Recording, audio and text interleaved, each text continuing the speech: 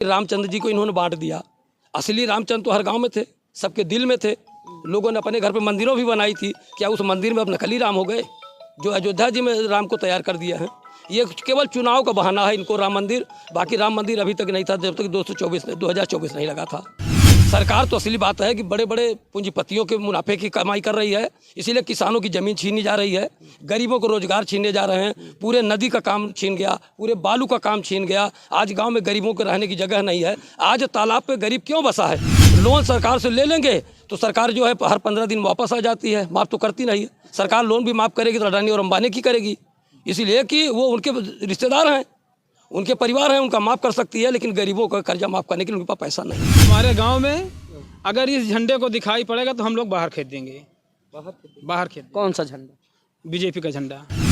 घर गिरा दिया गया है, उसको आवास रोक दिया गया है, कुछ भी काम नहीं हो पा रहा है सर। गल्ला भी नहीं दे रहे हैं। इस सब सामने आपके पास है, दोनों आप देख लीजिए कार्ड में। यही मेरी समस्या है कि मेरा घर गिरा है, घर रहने के लिए है नहीं, इसलिए आवास को हमारा जो है उसको पास करा के मेरा आवास दीजिए। और मेरे बच्चों को जो गल्ला रुका है गल्ला दीजिए सर, बस यही गिनती है। 4 बच्चे मेरे कहाँ जाएंगे? मजदूरों सभी कर्जे माफ करो, मजदूरों को खनन की छूट दो, पुरानी बस्तियों का आबादी घोषित करो, पुरानी बस्तियों का आबादी घोषित करो, 1 साल का समूह कर्जा माफ करो, भूमिहीनों का आवास व खेती के पट्टे दो, भूमिहीनों का आवास व खेती के पट्टे दो। इंकलाब जिंदाबाद, जिंदाबाद, मजदूरों सभी कर्जे माफ करो, पुरानी बस्तियों का आबादी घोषित करो, बालू खनन की छूट दो,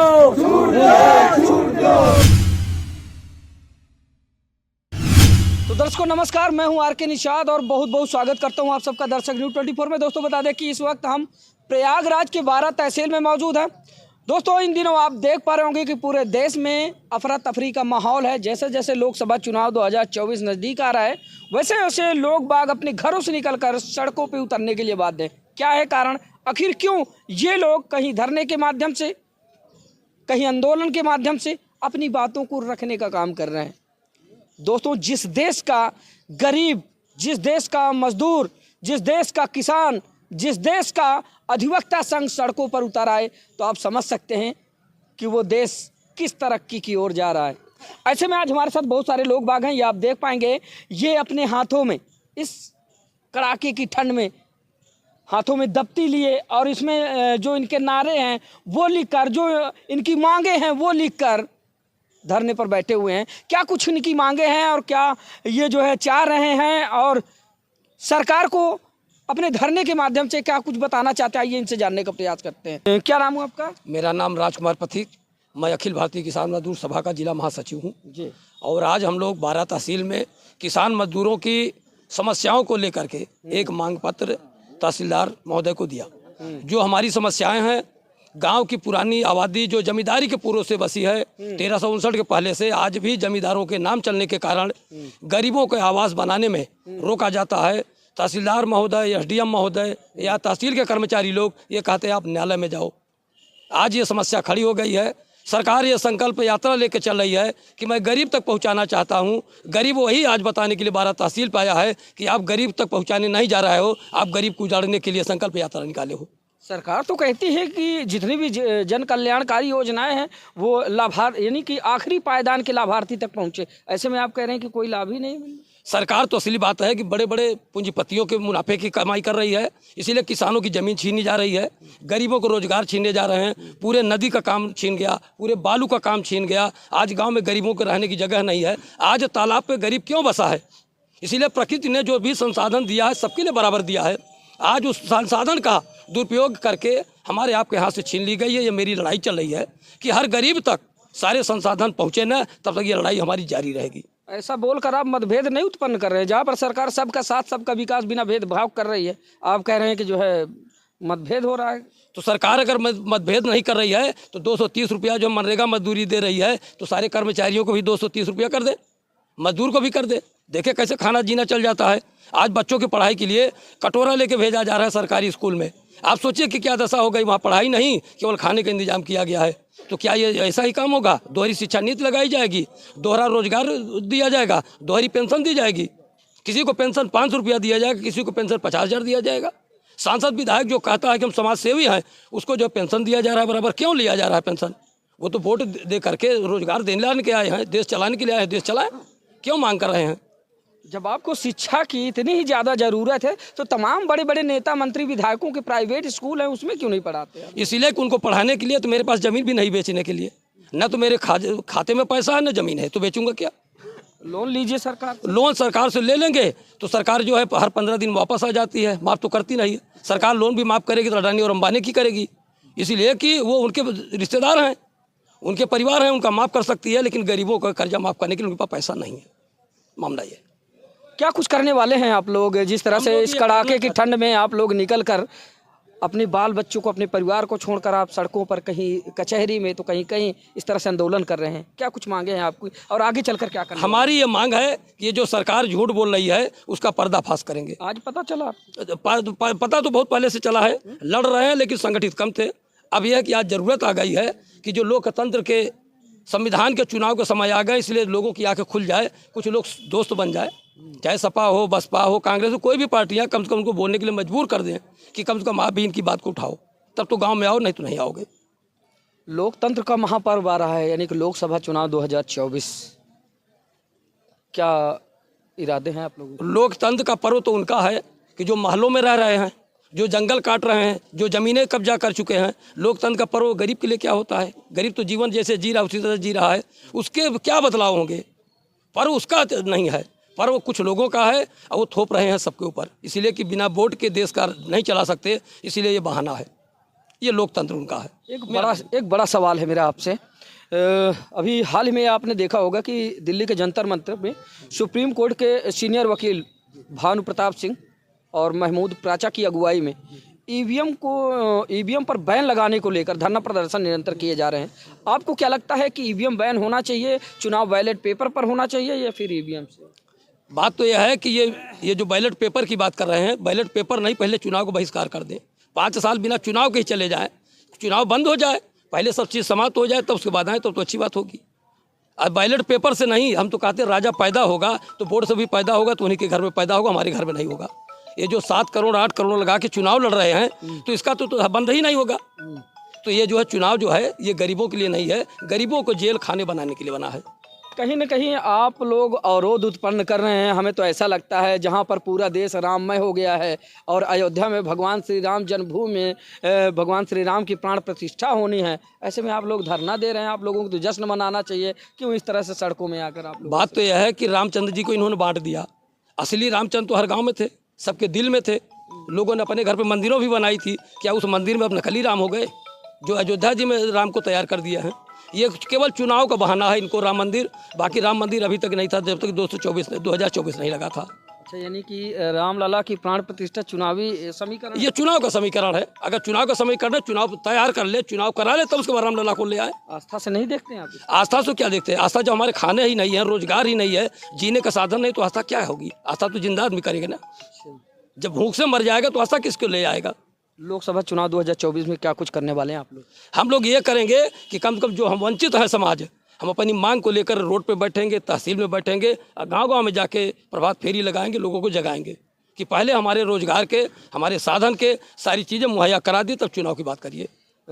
हाथों में दफ्ती मैंने देखी, किसी में लिखा हुआ है कि खनिज यानी कि बालू का जो बालू निकासी का जो काम है वो बाधित किया गया है, उसको संचालित। तो वो तो एक पट्टा की प्रक्रिया है। पट्टा की प्रक्रिया है, पट्टा दे दे चाहे जिसको दे दे, लेकिन गरीब का रोजगार क्यों छीन लिया गया? आज पूरे 12 तहसील के पट्टा किसको मिलना चाहिए? ये पट्टा मिलना चाहिए जो जमीन नदी में काम करे। कौन नदी में काम करे? नदी में नाविक लोग काम करते हैं, मजदूर लोग काम करते हैं, जो नाविक है? काम किए हैं। आप मैं नाविक नहीं, मैं मजदूर हूँ। हमारे साथी नाविक हैं जो बोट चलाते हैं, उसमें कई लोगों का नाविक भी है। चलिए ठीक है, कुछ लोगों से बातचीत कर लेते हैं। क्या सुन नाम हो आपका? विनोद निषाद। विनोद निषाद जी, कहाँ से हैं विनोद निषाद जी? बीकर गांव से। बीकर से हैं। इस हड्डी कपा देने वाली ठंड में जहाँ पर लोग बाग अपने घरों के अंदर बैठकर अपने आप को महफूज महसूस कर रहे हैं, वैसे में आप लोग बाहर निकलकर क्या कुछ कर रहे हैं? देखिए, एक तो सरकार ने अभी संकल्प यात्रा के दौरान जिनके सारे नेता बोल रहे हैं कि मोदी सरकार की गारंटी योजना जो है कि जितनी इनकी जन कल्याणकारी योजनाएं हैं गांव के आखिरी गरीब तक बिना भेदभाव, बिना जातवाद और बिना भ्रष्टाचार के पहुंच रही है। तो यहाँ पर आज सैकड़ों लोग ऐसे लोग आए थे जो वृद्धा थे, विकलांग थे और बेहद गरीब थे, भूमिहीन थे। तो उनका मुख्य सवाल ये था कि राशन कार्ड नहीं बना था। तो अगर सरकार की योजना पहुंचती है वास्तव में तो इनका राशन कार्ड क्यों नहीं बना, ये सवाल है। अच्छा, राशन कार्ड नहीं बना अब तक? नहीं बना है। देश चिल्ला रहा है 5 किलो राशन सबको बराबर मिल रहा है, आप कह रहे हैं फ्री में भी मिल रहा है, आप कह रहे हैं राशन नहीं मिल रहा है। नहीं मिला, तभी तो लोग आए थे यहाँ पे। लिस्ट बनाकर गांव बाई गांव का लिस्ट बनाकर इनको तहसीलदार साहब को दिए। सब लोग देकर बताए कि हमारे गांव में ये पोर्टल बंद है, इस कारण राशन कार्ड नहीं बना रहे हैं। इनकी तरफ से यही बताया जा रहा है कि पोर्टल बंद है इसलिए राशन कार्ड नहीं बन रहा है।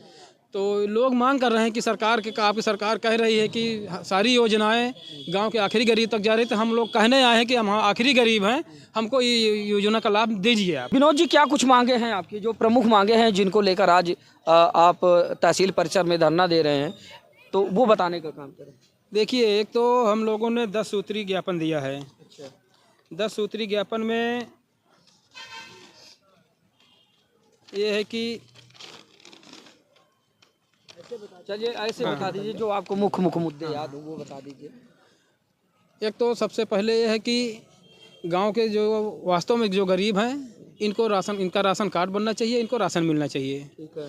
और दूसरा यह है कि राशन कार्ड भी बंद है। इलाके में घूरपुर थाना क्षेत्र के अंतर्गत गांव में जो जितने गांव आते हैं यहाँ पे विकराल बेरोजगारी और भुखमरी संकट है। यहाँ पे सरकार ने और अन्य घाटों का तो संचालन थोड़ा बहुत कर दिया है। यहाँ पे पिछले 4-5 साल से लगातार निरंतर इन घूरपुर थाना क्षेत्र के बालू घाटों को पूरी अस्थायी रूप से बंद कर रखा है। तो हमारा ये सवाल है कि अगर कोई नियम होता है या कोई कानून होता है तो यही हम लोग सुनते हैं कि सबके लिए बराबर होता है, वो सब हर जगह के लिए बराबर होता है। तो हमारा ये सवाल है कि हमारे घूरपुर थाना क्षेत्र में ऐसा कौन सा नियम है इनका जो कि यहाँ पर बालू का खनन बंद है, अन्य जगहों पर चल पा रहा है। तो हमारा सवाल है कि ये कानून कैसा है यहाँ पर काम, अगर कानून हमारे लिए भी वही है, अन्य जगहों के लिए है, तो हमारा काम खोला जाए। कहाँ गए आपके वो सामाजिक नेता जो सीना ठोंक कर कहते थे कि मछुआ समुदाय का हक अधिकार जो है हम दिलाएंगे, खनन का पट्टा, वहीं पे मत्स्य पालन का पानी का पट्टा, मतलब तमाम जो है ऐसी बातें करते थे। कहाँ गए वो आपके मसीह? देखिए, जब ऐसी परिस्थिति आती है ना वो सब गायब हो जाते हैं। अब लोकसभा चुनाव आ रहा है, अब वो पुनः हमारे बीच आएंगे तो हम उनसे जवाब करेंगे कि अभी तक तो आप हमको मीठी मीठी लॉलीपॉप दे रहे थे, अच्छा हमको दिखा रहे थे, अब आपका कहाँ गया वो जो आप बता रहे थे, वो दिख नहीं रहा है। चंदा दिए थे या नहीं? हमने नहीं दिया, हमारा समाज तो बहुत दिया। हम तो समझते हैं कि ये धोखा दे रहे हैं, इसलिए हमने कभी नहीं दिया इनको। तो अगर वो देख रहे हैं तो क्या कुछ मैसेज रहेगा आपको? हमारा यही मैसेज रहेगा कि वास्तव में अगर वो निषाद समुदाय के लिए कुछ करना चाहते हैं, उनके लिए राजनीति कर रहे हैं, तो उनके इस जाति के गरीबों के लिए और उनके रोजगार के लिए उन पर सोचें, उस पर करें। अन्यथा जैसे अन्य पार्टियों को हम लोगों ने खदेड़ के बाहर किया, ऐसे इनको भी बाहर करेंगे। विनोद जी, लोकसभा चुनाव 2024 में क्या कुछ करने वाले हैं? देखिए, लोकसभा चुनाव आ रहा है और लोग ये तैयारी कर रहे हैं कि जैसे छोटी छोटी समस्याएं हमने आपको गिनाया, अगर इन समस्याओं को समाधान नहीं हुआ तो लोगों का कहना यही है कि जो हमारे गांव में अगर इस झंडे को दिखाई पड़ेगा तो हम लोग बाहर खेद देंगे। बाहर खेद। कौन सा झंडा? बीजेपी का झंडा। इतनी नफरत बीजेपी से? इतनी नफरत है लोगों को। नफरत नहीं, लोग आत्महत्याएं कर रहे हैं, भूखमरी झेल रहे हैं, बच्चों को इस कड़ाके की ठंड में कपड़े नहीं व्यवस्था करा पा रहे हैं लोग। ये समझ लीजिए कि अपने जीवन जीने के उपलब्धता में लोग कटौती करके जीवन जी रहे हैं। ऐसा ही परिस्थिति आके खड़ी हो गई है। चलिए ठीक है। ये देखिए दादाजी, इनकी उम्र से आप अंदाज़ा लगा सकते हैं, काफ़ी बुजुर्ग हैं और इनको जो है घर में आराम करना चाहिए था, लेकिन ये भी बेचारे जो है इस कड़ाके की ठंड में बाहर निकलकर धरने में सम्मिलित थे। क्या नाम हुआ दादा? मेरा नाम हीरालाल है। कहाँ से हैं? मैं चामू से हूँ। अच्छा। अखिल भारतीय किसान मजदूर सभा का जनरल सेक्रेटरी यूपी। अच्छा। आपको तो घर में बैठना चाहिए था, क्या कर रहे हैं ऐसे कड़ाके? देखिए घर में बैठने के लिए तो बहुत लोग हैं। समाज इतना परेशान है। मोदी जी लगातार प्रचार कर रहे हैं कि जन कल्याणकारी योजना गाँव तक जाएगी। हम गाँव के हैं और हम तमाम गरीबों के साथ रहते हैं। तो हम तो देख रहे हैं कि ये केवल बात के द्वारा ये बात प्रचारित किया जा रहा है। गाँव के अंदर कोई भी योजना लागू नहीं की जा रही है। सबसे छोटी योजना जो गांव के अंदर है वो राशन कार्ड की है। कोई भी ऐसा गांव नहीं है, सिंगल ऐसा गांव नहीं है जहां लोगों के राशन कार्ड से नाम न कटे हों और जहां गरीबों के राशन कार्ड न बने हों। ऐसी स्थिति बन गई है। तो ऐसी स्थिति में हम तो गांव को देख रहे हैं, तो हमसे नहीं रहा जा रहा है। इसलिए लोगों की समस्या के लिए हम जन अभियान चला करके लोगों को जागरूक कर रहे हैं कि कम से कम सोचिए। और ये सरकारें जो हैं ये झूठा वादा करती हैं, लालीपाप देती हैं। आज पता चला दादा? नहीं, हम तो बहुत दिन से लड़ रहे हैं। हम आज नहीं पता चला, ये प्रचार करते हैं लेकिन चुनाव जब आ गया तो ज़्यादा प्रचार कर रहे हैं लालीपाप देकर। 2014 से केंद्र में देख लिए, फिर इसके बाद 17 से आप विधानसभा में भी देख लिए, रिपीट भी हुए, तब आपको समझ में नहीं आया? नहीं, हमको तो समझ में आया। हम तो बड़ी लड़ाई लड़े हैं। हम तो बालू आंदोलन की लड़ाई लड़े हैं, ज़मीन की सवाल पे लड़े हैं, मजदूरी के सवाल पे लड़े हैं, बेरोजगारी के लिए लड़े हैं। तो कितना अधिकार मिला अब तक?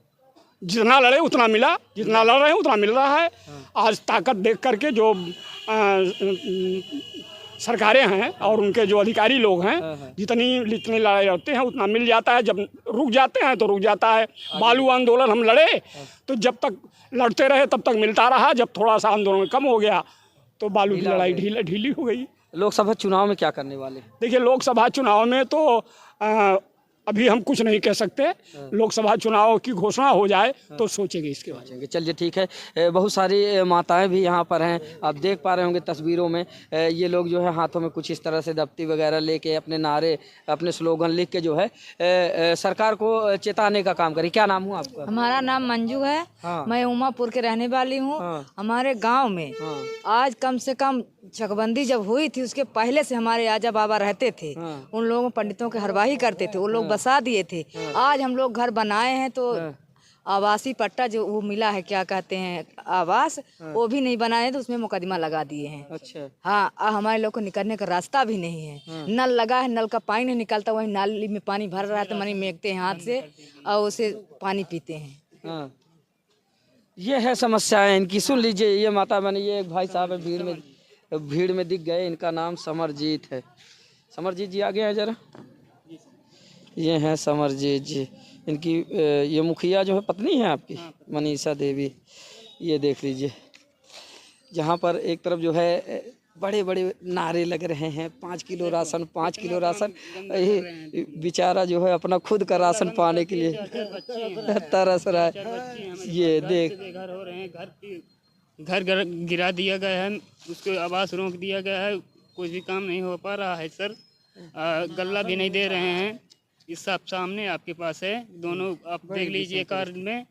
यही मेरी समस्या है कि मेरा घर गिरा है, घर रहने के लिए है नहीं, इसलिए आवास को हमारा जो है उसको पास करा के मेरा आवास दीजिए। और मेरे बच्चों को जो गल्ला रुका है गल्ला दीजिए सर। बस यही विनती है। 4 बच्चे मेरे कहाँ जाएंगे?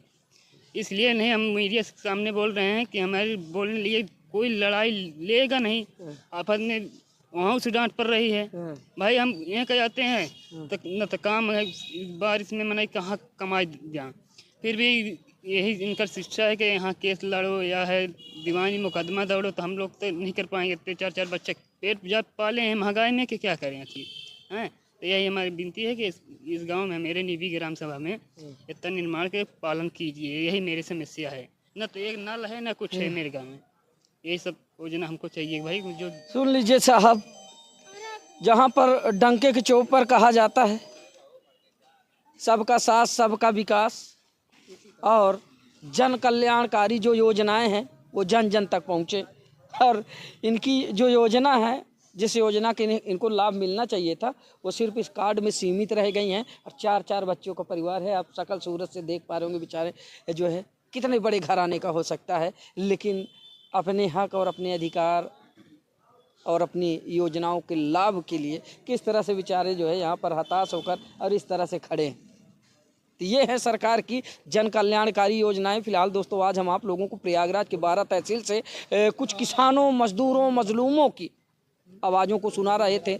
आप लोगों ने सुना। फिलहाल आप लोगों की राय क्या है कमेंट के रूप में ज़रूर बताइएगा। तो मिलते हैं किसी दूसरी खबर में, तब तक के लिए नमस्कार।